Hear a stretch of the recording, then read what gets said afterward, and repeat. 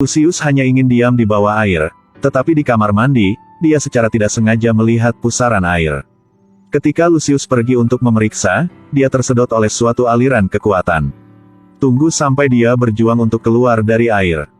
Ya Tuhan, dia langsung tercengang. Karena Lucius telah datang ke pemandian Jepang di abad ke-21. Orang-orang tua di sekitar juga terkejut padanya. Setelah terkejut, mereka berbalik.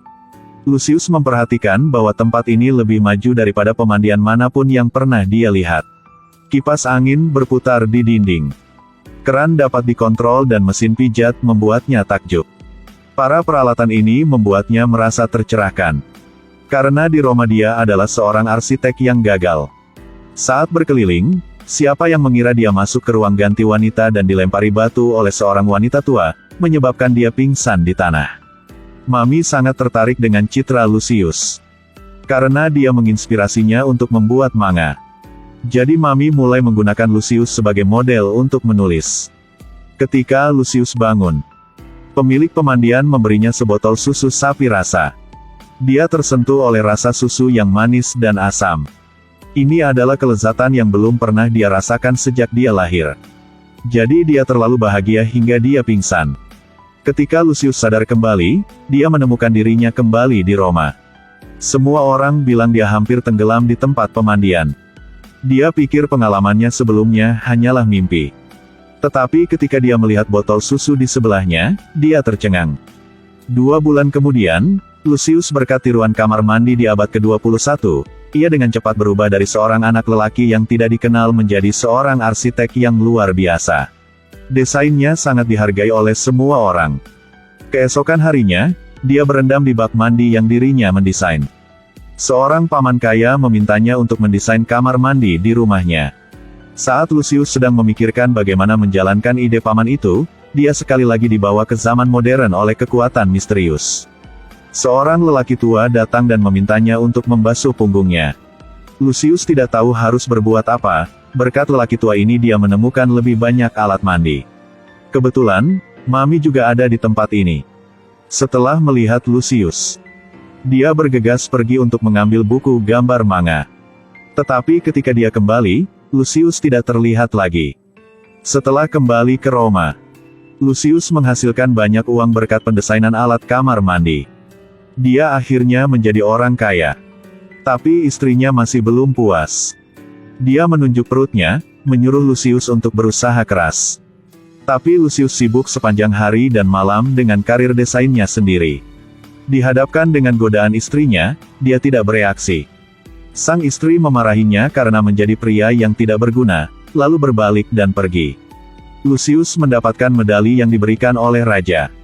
Ketika dia sampai di rumah, dia menemukan bahwa istrinya berselingkuh dengan pria lain. Beberapa hari yang lalu Lucius dipanggil ke istana oleh raja. Raja berkata bahwa dia sangat menyukai pemandian yang Lucius desain di kota. Raja memerintahkannya untuk merancang kamar mandi yang lebih baik di istana. Lucius menerima misi ini. Masalahnya, semua desainnya adalah salinan. Lucius melihat sekeliling kota untuk mencari inspirasi tetapi tidak menemukan apapun. Tiba-tiba dia jatuh ke air dan menghilang. Pekerjaan menggambar manga Mami juga tidak berjalan dengan baik dan naskahnya dikembalikan oleh nyonyanya. Dia adalah seorang penjual peralatan kamar mandi di pusat perbelanjaan. Karena dia begadang untuk menggambar manga, dia ketiduran. Tapi bukan itu saja, dia lupa mematikan keran dan membuat bak mandi penuh air. Lucius tiba-tiba muncul di kamar mandi. Karena dia memiliki pengalaman dalam perjalanan ruang angkasa dari terakhir kali, dia dengan tenang menarik Mami untuk memimpin jalannya. Dia bahkan mengeluarkan koin untuk melakukan transaksi. Meskipun Mami tidak bisa memahami kata-katanya, kemampuannya untuk memahami sudah lebih dari cukup. Jadi dia membawanya kemana-mana. Lucius terpesona oleh toilet dan kertas toilet.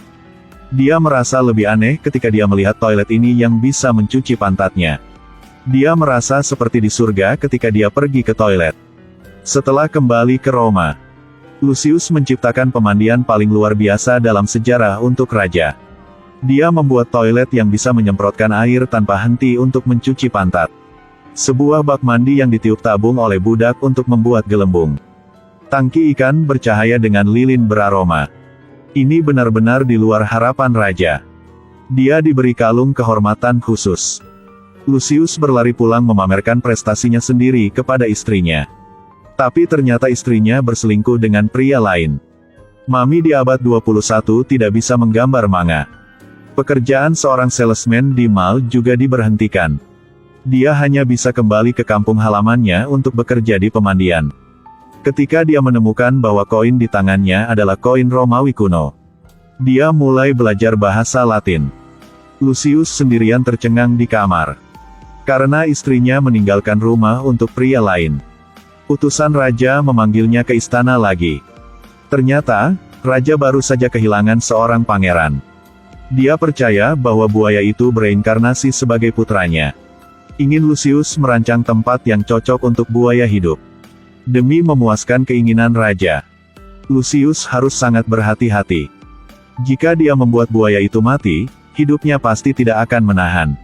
Lucius pergi ke pemandian raja untuk memeriksa situasi aliran air. Tapi ketika dia masuk kamar mandi, aliran air itu telah menghilang. Lucius diangkut ke masa depan kali ketiganya dan menemukannya terkunci di kandang buaya. Ternyata ini kebun binatang. Mami dipaksa berkencan buta di sini. Ketika dia hendak melarikan diri dari pria ini, dia menemukan Lucius di dalam kandang. Dia menemukan staf untuk membawa Lucius keluar dan benar-benar lupa tentang pria yang dia kencani buta. Dia mengajak Lucius berkeliling di sini. Lucius di sini belajar bagaimana membangun tempat peristirahatan yang disukai buaya. Mami bahkan membawanya ke panahan untuk memeriksa apakah dia benar-benar orang Romawi. Tembakan apapun yang dia tembakkan, itu membenarkan tebakannya. Lucius pergi ke pemandian air panas untuk mandi. Dia dikembalikan ke Roma kuno lagi. Beberapa bulan kemudian dia menyelesaikan pembangunan tempat penampungan buaya. Raja sangat senang dengan tempat yang Lucius bangun untuk putranya tinggal. Selain itu, dia sering mengundang Lucius ke istana. Hingga suatu hari, terjadi pemberontakan di negeri ini. Raja sudah tua. Dia berniat mempertahankan tahta untuk cucunya bernama Theo. Raja berencana membangun pemandian baru dan mendapatkan dukungan rakyat. Jadi raja berharap Lucius untuk membantu cucunya. Lucius sangat tidak setuju dengan Theo, yang lambat bekerja tetapi juga sombong. Dia berpikir bahwa jika Theo menjadi raja, keruntuhan Roma tidak bisa dihindari. Setelah memikirkannya, Lucius mencari Theo untuk menolak berpartisipasi dalam ini. Setelah dia diingatkan beberapa kali bahwa melawan kehendak raja adalah pengkhianatan, Lucius tetap teguh pada pilihannya sendiri. Dia merekomendasikan seorang arsitek di industrinya.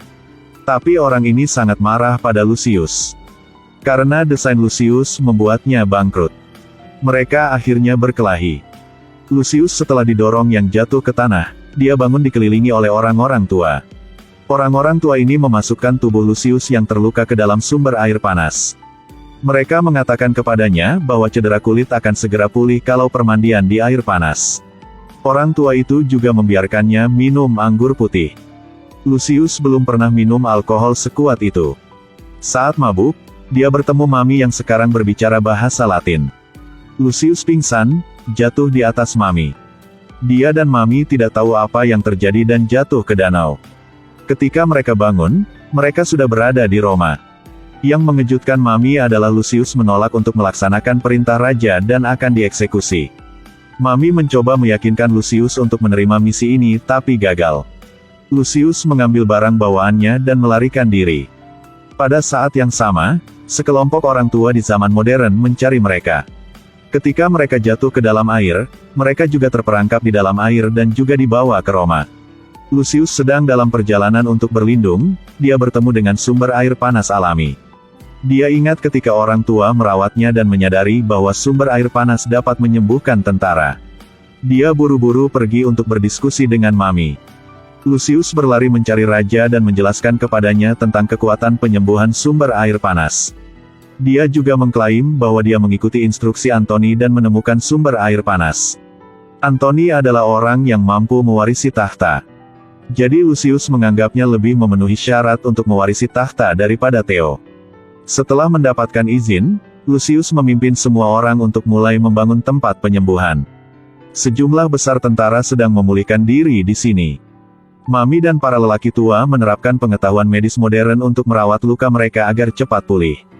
Beberapa bulan kemudian, para prajurit mengalahkan para pemberontak. Mereka minum anggur, menari untuk merayakan kemenangan. Lucius dan Mami di samping berbicara satu sama lain. Selama bekerja, mereka mengembangkan perasaan satu sama lain. Lucius berpikir ini adalah saat paling bahagia dalam hidupnya. Pada saat ini, Mami tiba-tiba menghilang perlahan di depan matanya. Raja Anthony memberikan pujian pada Lucius di depan orang-orang. Dan dapatkan pengakuan publik. Mami di zaman modern telah memulai hidup baru. Hari ini sambil berjalan, dia melihat Lucius merangkak keluar dari danau. Di akhir film, mereka dipertemukan kembali.